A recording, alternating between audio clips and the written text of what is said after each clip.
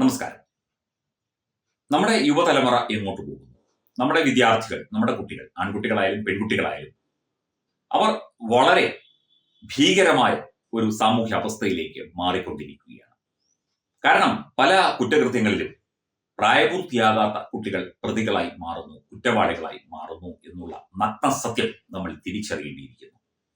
ഇവിടെ ശിശുക്ഷേമ വകുപ്പുണ്ട്, പൊതുവിദ്യാഭ്യാസ വകുപ്പുണ്ട്, വിദ്യാഭ്യാസ സമ്പ്രദായത്തിലെ മാറ്റങ്ങളുണ്ട്, അധ്യാപകരുണ്ട്, പ്രത്യേകമായി പരിശീലനം ലഭിച്ച അധ്യാപകരുണ്ട്, അങ്ങനെ പലരുമുണ്ട്. പക്ഷേ നമ്മുടെ സമൂഹം എങ്ങോട്ട് പോകുന്നു?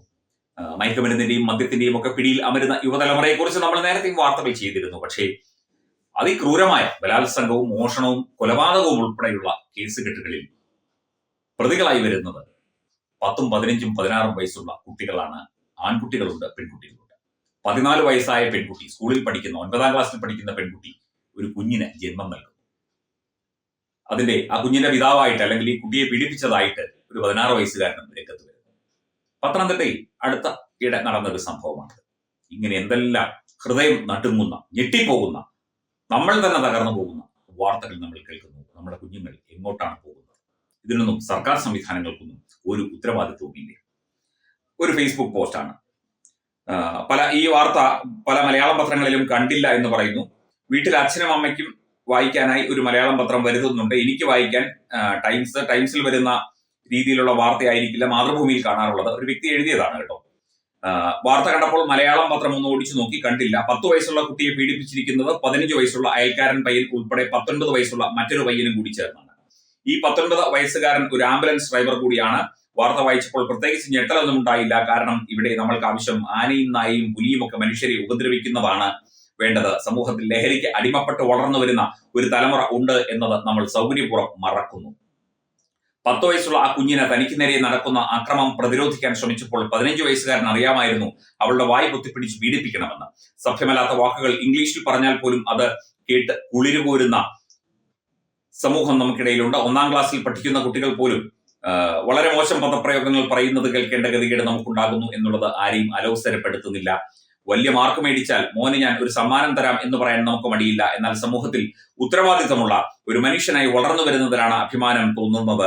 സഹജീവികളോട് എങ്ങനെ പെരുമാറണം എന്ന് പോലും പറഞ്ഞു പഠിപ്പിക്കാൻ ഇന്ന് പലരും തയ്യാറാകുന്നില്ല. ഇതൊരു സാമൂഹ്യ വിമർശനമാണ്, ഒരു നിരീക്ഷണമാണ്. ഇത് ഒരു പെൺകുട്ടിയുടെ അമ്മ എന്ന നിലയിൽ ഞാൻ ഭയപ്പെടുന്നത് മനുഷ്യരെയാണ്. ലിംഗഭേദ വ്യത്യാസമില്ലാതെ ഇതുപോലുള്ള നീചന്മാരും അവരെ തെറ്റായ രീതിയിൽ വളർത്തി വലുതാക്കുന്ന മാതാപിതാക്കളെയും ഞാൻ ഉൾപ്പെടെ ഉള്ളവർ പേടിക്കേണ്ടിയിരിക്കുന്നു. ഇതൊരു സ്ത്രീ എഴുതിയ കുറിപ്പാണ്.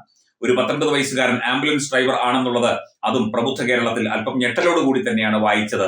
കാരണം ചെറിയ കുഞ്ഞിനെ പീഡിപ്പിക്കാൻ മനസ്സ് വന്ന ഇവനെ പോലെയുള്ളവരുടെ ആംബുലൻസിൽ കയറിയവരുടെ അവസ്ഥ ഓർക്കേണ്ടതുണ്ട്.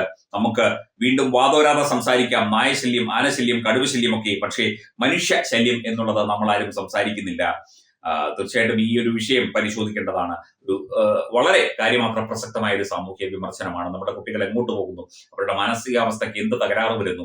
മദ്യത്തിനും മയക്കുമരുന്നിനും മറ്റ് ലഹരി പദാർത്ഥങ്ങൾക്കും അടിമകളായി ചെറിയ കുട്ടികൾ പോലും സ്കൂളുകളിലും മറ്റും കാരിയർമാരായി എത്തുന്നു. പെൺകുട്ടികൾ ഉൾപ്പെടെ കാരിയർമാരായി എത്തുന്നു.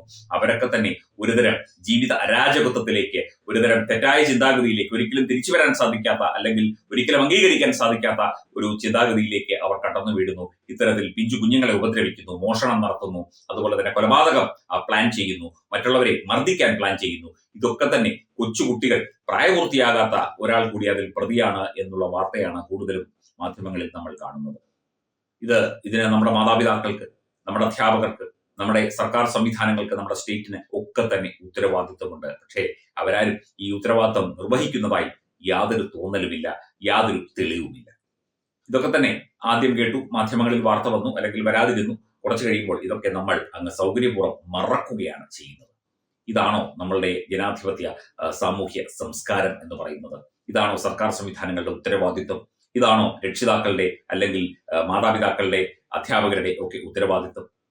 നമ്മൾ എങ്ങോട്ട് പോകുന്നു എന്ന് ഭീതിയോടെ, നമ്മുടെ കുഞ്ഞുങ്ങൾ എങ്ങോട്ട് പോകുന്നു എന്ന് ഭീതിയോടെ, ചകിതരെ നോക്കി നിൽക്കാൻ മാത്രമേ നമുക്കിപ്പോൾ സാധിക്കുന്നുള്ളൂ. ഈ ഒരു അവസ്ഥയ്ക്ക് മാറ്റം വരുമോ എന്നറിയില്ല. മാറ്റം വന്നേ പറ്റൂ.